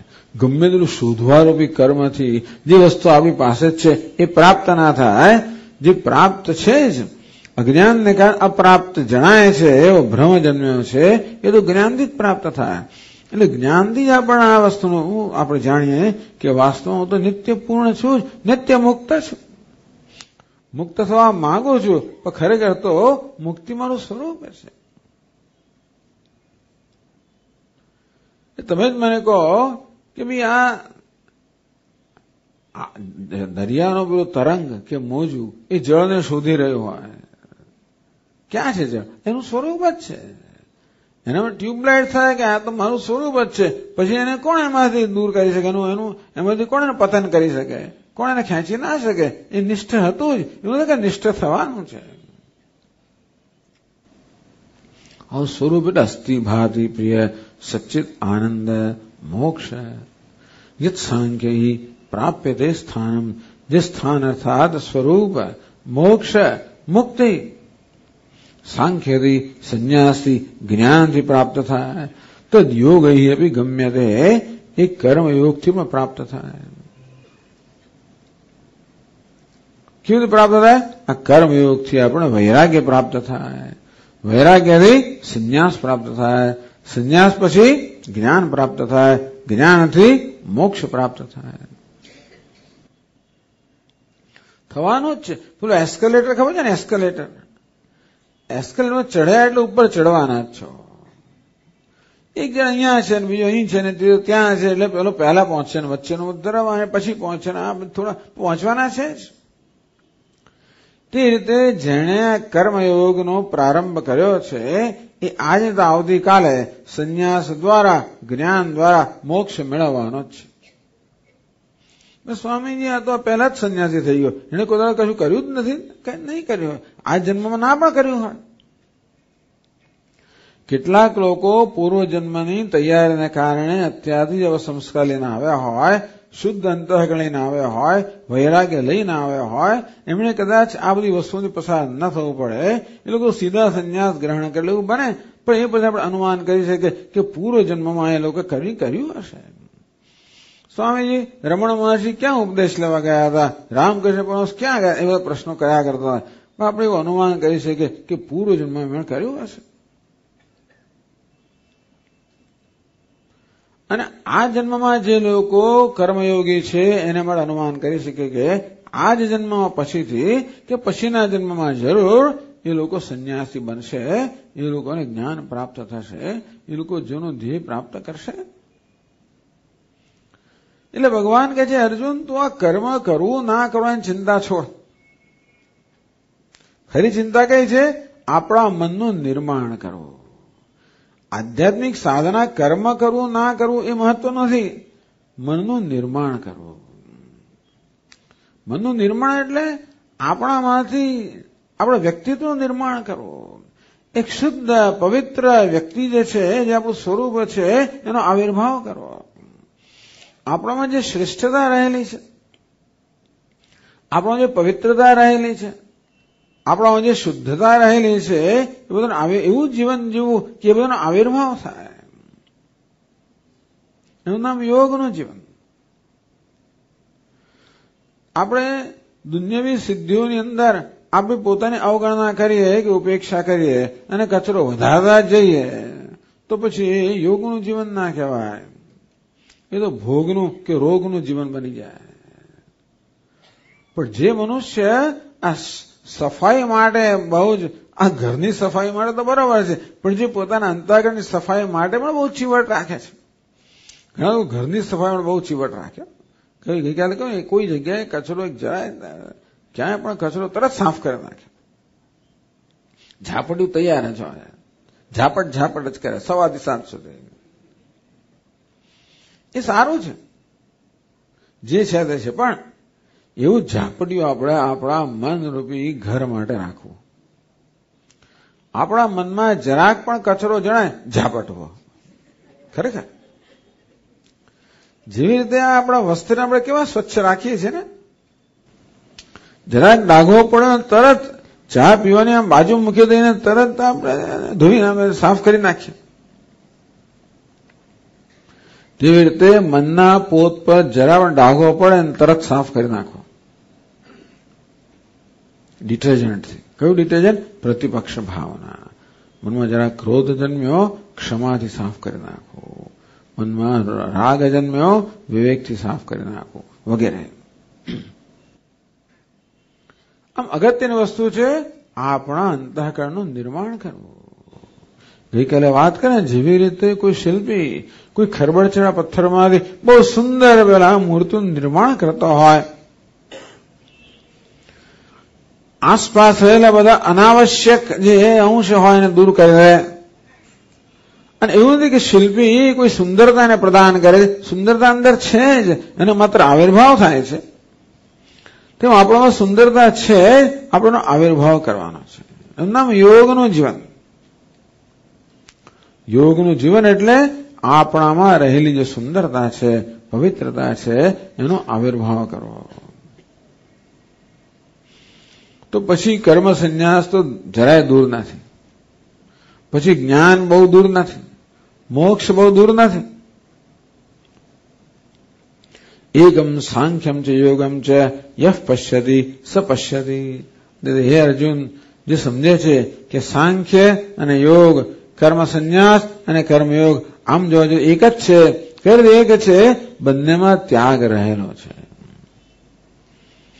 સંન્યાસમાં કર્મનો ત્યાગ રહેલો છે, જ્યારે કર્મયોગમાં રાગ દ્વેષનો ત્યાગ રહેલો છે. કર્મયોગમાં ત્યાગ તો રહેલો જ છે. આ રીતે આપણી સંસ્કૃતિ આપણે ત્યાગનું જીવન જીવે શીખવે છે. તેને ત્યક્તેન ભુંજીથા. ઈશાવાસ્ય ઉપનિષદ પહેલા જ મંત્રમાં કહેવામાં આવ્યું, તેને ત્યક્તેન ભુંજીથા. તમે ત્યાગથી ભોગવો કે ત્યાગથી જ્ઞાનનું રક્ષણ કરો. આપણી સંસ્કૃતિ ત્યાગ પર ભાર આપે છે. શેનો ત્યાગ? જે કે વસ્તુ આપણા દુઃખનું કારણ હોય એનો ત્યાગ. જે સુખનું સાધન હોય એનો ત્યાગ કરવાની જરૂર નથી. જે દુઃખ આપનારી વસ્તુ છે એનો ત્યાગ. આ રાગ અને દ્વેષ દુઃખ આપનારા છે, પણ એમનો ત્યાગ. એવું જીવન જીવવું જેમાં ધીમે ધીમે કરતા આ રાગ દ્વેષ ક્ષીણ થતા જાય. એકમ સાંખ્યમ ચ યોગમ ચ યહ પશ્યતિ સહ પશ્યતિ. આ મર્મ ભગવાને કહ્યું કે ભાઈ આ સંન્યાસનો મર્મ અને કર્મયોગનો મર્મ શું છે? કે સંન્યાસ અને કર્મયોગ આમ એક જ છે. કઈ રીતે? ત્યાગની દ્રષ્ટિએ. એકમાં જરા મોટો ત્યાગ રહ્યો છે સંન્યાસમાં, કર્મયોગ થોડો નાનો ત્યાગ રહેલો છે, પણ ત્યાગ તો બંનેમાં છે જ. અને તેથી પેલી તાલીમ અપાય છે. કર્મયોગ કેવો છે? સંન્યાસની તાલીમ પામી રહેલો છે. કર્મયોગીને સંન્યાસની તાલીમ મળી રહી છે. એક દાડો એ સંન્યાસી બનશે. એવી તાલીમ પામ્યા વગર તમે સંન્યાસી બની જાઓ તો શું થાય? 6થા શ્લોકમાં કહે છે આપણને, સંન્યાસસ્તુ મહાબાહો સંન્યાસસ્તુ મહાબાહો દુઃખમાપ્તુમયોગતઃ દુઃખમાપ્તુમયોગતઃ યોગયુક્તો મુનિર્બ્રહ્મા યોગયુક્તો મુનિર્બ્રહ્મા ન न चिरेणाधिगच्छति न चिरेणाधिगच्छति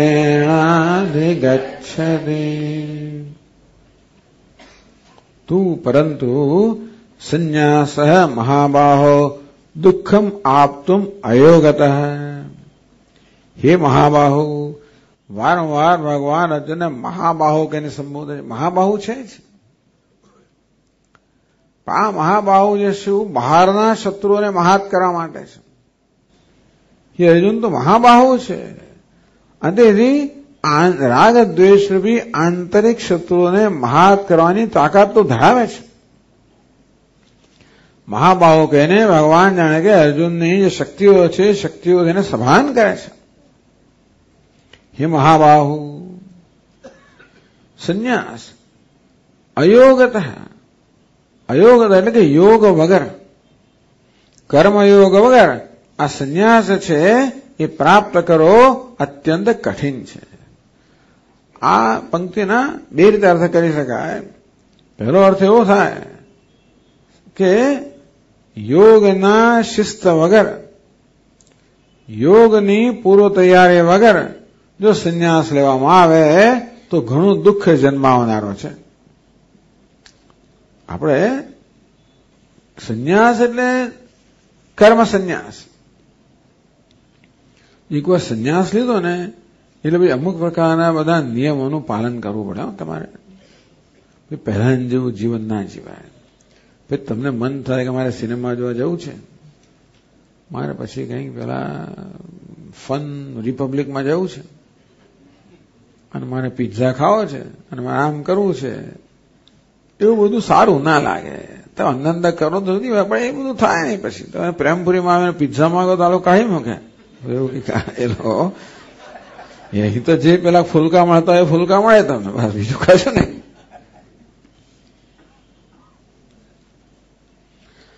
સંન્યાસ એટલે અમુક પ્રકારનું જીવન એનું હોય. આ તો બહુ સ્થૂળ વાતો મેં તમને કહી. પણ સંન્યાસ કોણ? સંન્યાસી એટલે જેનું જીવન જ્ઞાનની સાધનાને સમર્પિત છે. એટલે સંન્યાસનો જે મુખ્ય વ્યવસાય આ છે. આ વિનિશા સંન્યાસ શેનો લીધેલો છે?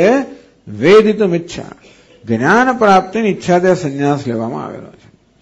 સંન્યાસી એટલે જે સ્વાધ્યાય પ્રવચનાભ્યાન ન પ્રમદિતવ્યમ, જે સ્વાધ્યાયને પ્રવચનમાં લાગેલો છે. તપસ્ચ સ્વાધ્યાય પ્રવચને ચ, દમશ્ચ સ્વાધ્યાય પ્રવચને ચ, શમશ્ચ સ્વાધ્યાય પ્રવચને ચ. જેનો શમ, દમ, તપશ્ચર્યા, સ્વાધ્યાય, પ્રવચન છે એવું જીવન જે જીવી રહ્યો છે એને આપણે સંન્યાસી કહીએ.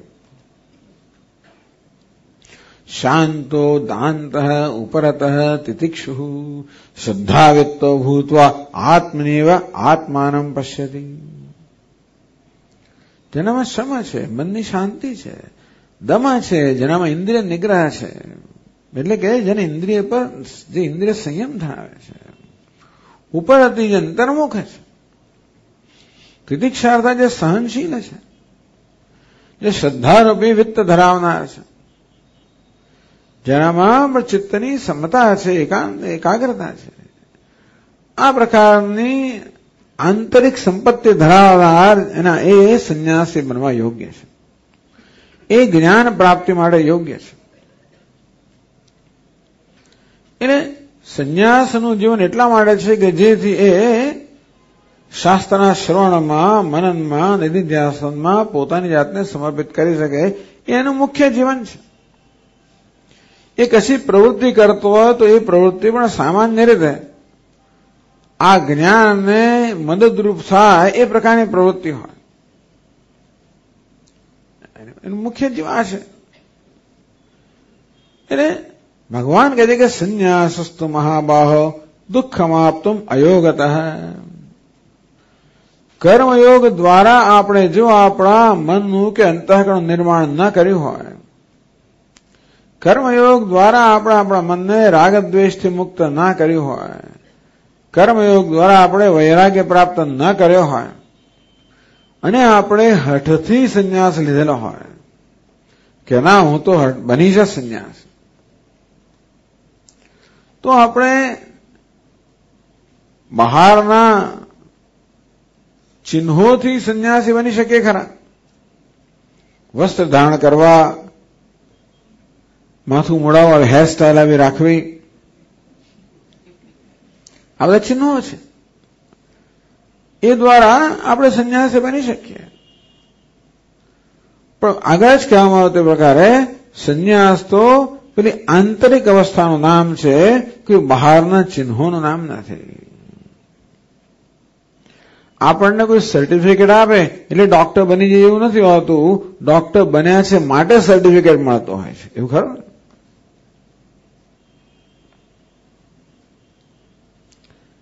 મેડિકલ સ્કૂલમાં ગયા વગર સર્ટિફિકેટ લઈ આવે અને પછી પ્રેક્ટિસ શરૂ કરે તો બહુ તકલીફ થઈ જાય. એની તકલીફ, પેશન્ટોને તકલીફ.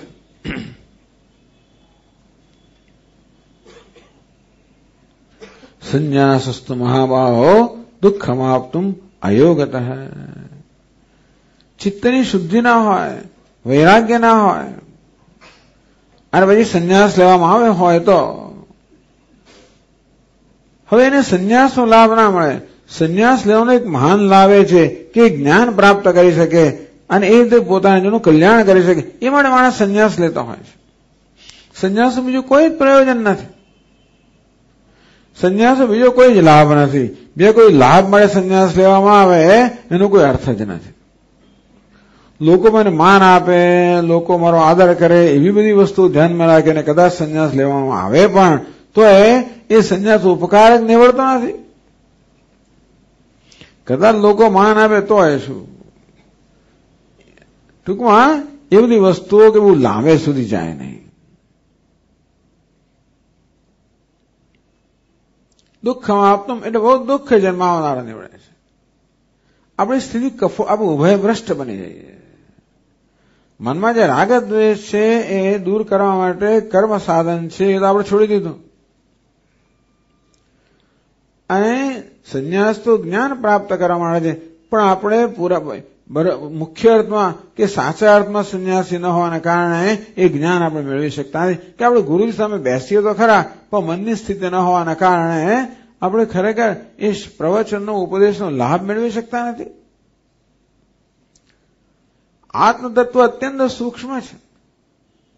નચિકેતાએ જ્યારે યમરાજા પાસે માગણી કરી, હે તદ્વિદ્યા મનુશિષ્ટસ્ત્વયાહમ વરાણામયેશ વરસ્તૃતીય. યમરાજા આ બે 3 વરદાનો મને આપ્યા છે, હું આ ત્રીજું વરદાન માંગુ છું કે આપ મને આત્મવિદ્યાનો ઉપદેશ કરો. ત્યારે યમરાજાએ કહ્યું કે તું આ નાનો બાળક છે, તારું કામ નહીં. દેવૈરત્રાવી વિચિકિત્સતમ પુરા. અરે નચિકેતા તને ખબર છે કે દેવતાનો આ વિષયમાં સંશય રહેલો છે. આત્મા તો અત્યંત સૂક્ષ્મ છે. અત્યંત સૂક્ષ્મ તત્વને સમજવું તારું ગજું નહીં, તું છોડ, બીજું કંઈક માગી લે. આત્મ સૂક્ષ્મ છે. અણોહોણિયાન મહતો મહિયાન. એ સૂક્ષ્મ તત્વને જાણવા માટે આપણું મન પણ સૂક્ષ્મ હોવું જોઈએ. આત્મા શાંત સ્વરૂપ છે. શાંત સ્વરૂપ આત્માને જાણવા માટે મન પણ શાંત હોવું જોઈએ. આત્મા આનંદ સ્વરૂપ છે અને જાણવા માટે મન પણ પ્રસન્ન હોવું જોઈએ. દુઃખી મનથી આપણે આત્માને કેમ જાણી શકીએ? અંદર દુઃખ હોય, શોક હોય, વિષાદ હોય, એવા મન વડે આપણા આત્મા આનંદ, હું આનંદ છું એવું કહીએ તો એનો અર્થ શું?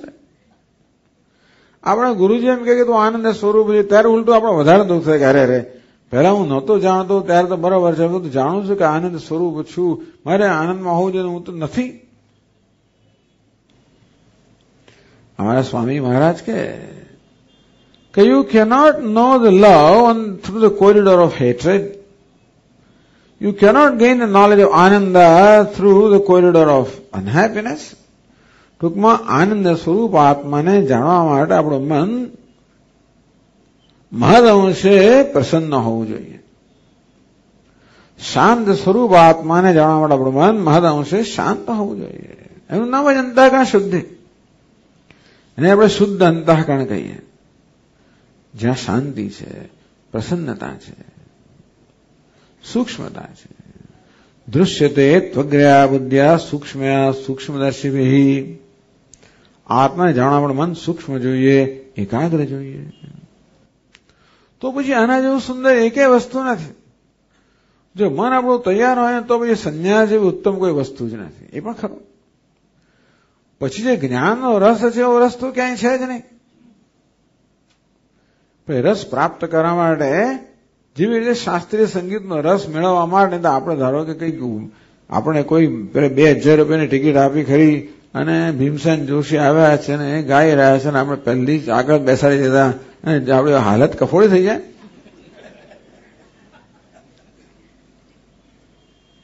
અમારા સ્વામીજીનો બનેલી વસ્તુ છે. દિલ્હીમાં પ્રવચનો આપે, કેટલાય વર્ષો પહેલાની વાત છે. ત્યાં ફિકી હોલની અંદર 1500ની હોલની કેપેસિટી, બધું ચિક્કાર ભરાઈ જાય. 650 નું પ્રવચન હોય, બધા 5:30 આવીને બેસી જતા હોય. તો પછી આ એક બહેન હતી, એને પણ એની ઈચ્છા ખરી કે પોતે આગળની હરોળમાં હોય.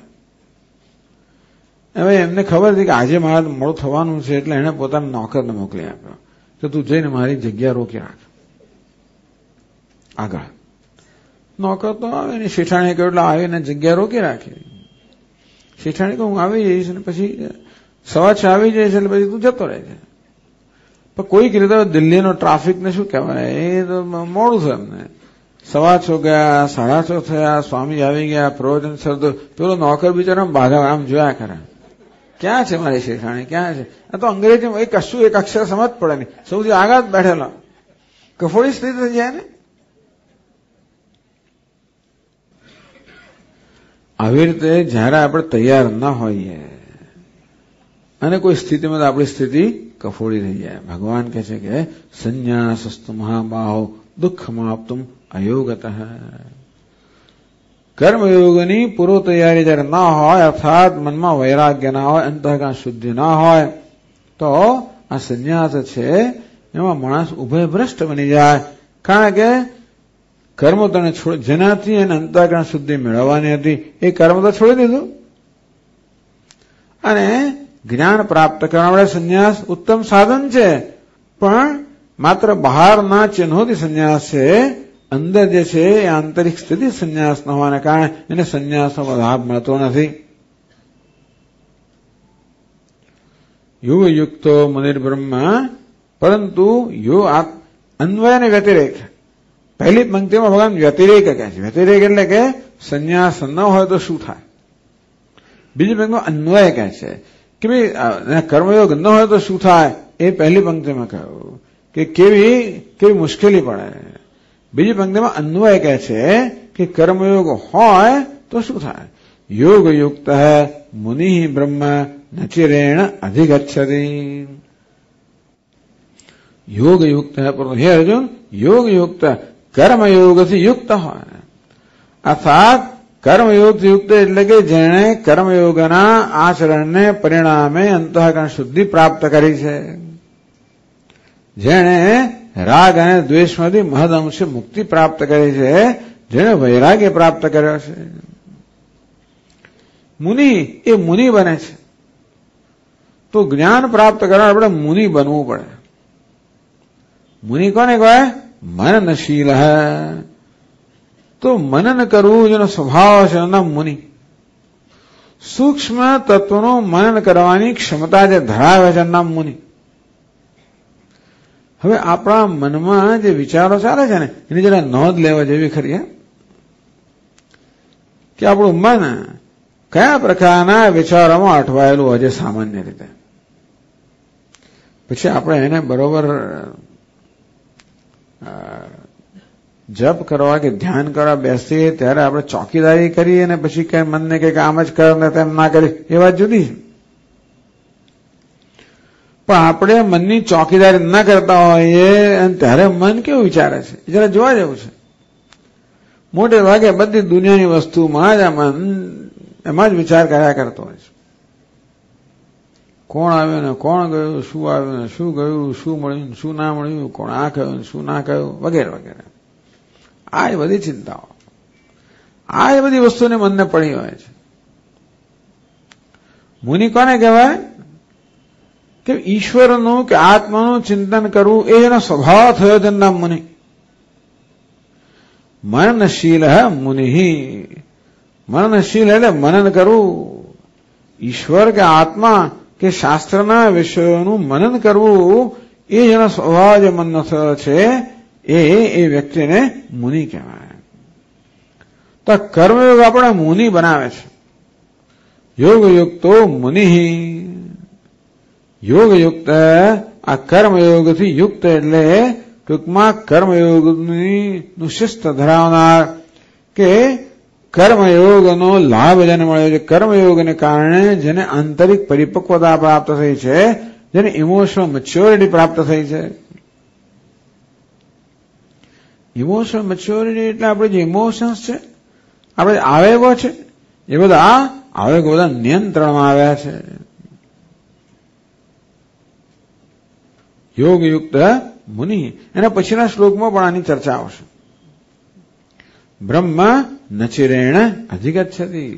ભગવાન કે આ કર્મયોગી છે એ મુનિ બને છે અને નચિરેણ ટૂંક સમયમાં બ્રહ્મ અધિગચ્છતિ એ બ્રહ્મને પ્રાપ્ત કરે છે. બ્રહ્મ શબ્દના પણ બે અર્થ કરવામાં આવ્યા છે. એક અર્થ છે મુખ્ય અર્થમાં વિદ્વત સંન્યાસ એવો અર્થ કરવામાં આવ્યો કે પેલો જે વિવિધિશા સંન્યાસી છે એ મુખ્ય અર્થમાં સંન્યાસ પ્રાપ્ત કરે છે, અથવા તો બ્રહ્મ એટલે પરમાત્માને પ્રાપ્ત કરે છે. આ કર્મયોગી પરા મુનિ બને છે. જો ભગવાને આમાં કર્મ સંન્યાસી આમ વાત નથી કરી, જોવા જઈએ તો ભગવાને એક જ કહ્યું કે આ કર્મયોગી છે મુનિ બને અને મુનિ છે એ બ્રહ્મને પ્રાપ્ત કરે. એટલે એ કઈ ખરેખર તો કર્મ છોડે છે કે નથી છોડતો કે શું કરે છે એવું કઈ ભગવાન અહીંયા કે ફોડ નથી પાડતા. ભગવદ ગીતામાં ક્યાંક ક્યાંક વર્ણન પરથી આપણે લાગે છે કે ભગવાન પણ વિવિધિશા સંન્યાસની વાત કરે છે ખરા, નથી કરતા એવું નહીં. જેમ કે 6ઠ્ઠા અધ્યાયમાં ભગવાન જયારે ધ્યાનનું વર્ણન કરે છે, એ ધ્યાનાર્થી જેને કહેવાય, મેડિટેટર, ધ્યાનાર્થી, એનું વર્ણન એવું કરે છે કે એ સંન્યાસી હોવો જોઈએ. ભગવાન ત્યાં કહે છે યોગી યુંજીત સતતમ આત્માનમ રહસ્ય સ્થિત એકાકી યત ચિત્તાત્મા નિરાશી અપરિગ્રહ. એકાંતમાં એકલા કોઈ પ્રકારની આશા રાખ્યા વગર, કોઈ પ્રકારના સંગ્રહ કે પરિગ્રહ વગર યોગીએ પોતાના ચિત્તને ધ્યેય વિષયમાં એકાગ્ર કરવું જોઈએ. આવું તો માત્ર સંન્યાસી એટલે કે જેને બીજું કંઈ નથી કરવાનું એ જ કરી શકે. એટલે આ વર્ણન છે એ વિવિધિશા સંન્યાસનું વર્ણન છે. ક્યાંક ક્યાંક આપણે વર્ણન પ્રાપ્ત થાય છે. એ પછી આપણે માનીએ કે કર્મયોગ અને વિદ્વત સંન્યાસ વચ્ચે આ વિવિધિશા સંન્યાસો પણ એક અવસ્થા છે. યોગયુક્ત મુનિ બ્રહ્મ નચિરેણ અધિગચ્છતિ. અર્જુન યોગયુક્ત છે એ મુનિ બને છે અને બ્રહ્મને ટૂંક સમયમાં પ્રાપ્ત કરે છે. એટલા માટે જ મેં કહ્યું આગળ કે કર્મયોગ અને સંન્યાસ બંનેનું પરિણામ સરખું જ છે. આ બંને મોક્ષ પ્રાપ્ત કરે છે. સંન્યાસી કદાચ જલ્દી પ્રાપ્ત કરતો એમ લાગે, કર્મયોગી કદાચ થોડો મોડો પ્રાપ્ત કરતો એમ લાગે, પરંતુ જો આપણે તૈયાર ના હોઈએ તો કર્મ સંન્યાસ કરતા કર્મયોગ ચઢિયાતો છે. કારણ કે કર્મયોગમાં આપણને રાગ દ્વેષમાંથી મુક્ત થવાની તક મળે, અંતઃકરણ શુદ્ધિની તક મળે. જ્યારે સંન્યાસ એ પ્રકારની તક ના મળે તો પછી આપણે ઉભયભ્રષ્ટ બની જઈએ. ટૂંકમાં સંન્યાસમાં ઉભયભ્રષ્ટ બનવાની સંભાવના છે, જ્યારે કર્મયોગ જયારે સલામત વસ્તુ છે. એટલે મનમાં પ્રશ્ન જન્મતો કે હું કામ કરું કે ના કરું, સંન્યાસ લો કે ના લો, તો પછી ના લેવો. સ્વામી એવું કહે કે ભાઈ મનમાં પ્રશ્ન જન્મે ને કે સંન્યાસ લો કે ના લો, તો ના લેવો. કારણ કે એનો અર્થ એ થયો કે હજી કંઈક જરૂર છે ખરી, હજી કર્મયોગની જરૂર છે ખરી. ભીતરો પ્રશ્ન જન્મે જ નહીં. ચાલો આપણે આવતીકાલે એની ચર્ચા આગળ કરશું. ઓમ पूर्णमदः पूर्णमिदम् पूर्णात् पूर्णमुदच्यते पूर्णस्य पूर्णमादाय पूर्णमेवावशिष्यते। ॐ शान्तिः शान्तिः शान्तिः। शङ्करम् शङ्कराचार्यम् केशवम् बादरायणम् सूत्रभाष्यकृतौ वन्दे भगवन्तौ पुनः पुनः। ईश्वरो गुरुरात्मेति मूर्तिभेदविभागिने व्योमवद्व्याप्तदेहाय दक्षिणामूर्तये नमः। ॐ शान्तिः शान्तिः शान्तिः। हरिः ॐ श्रीगुरुभ्यो नमः। हरिः ॐ।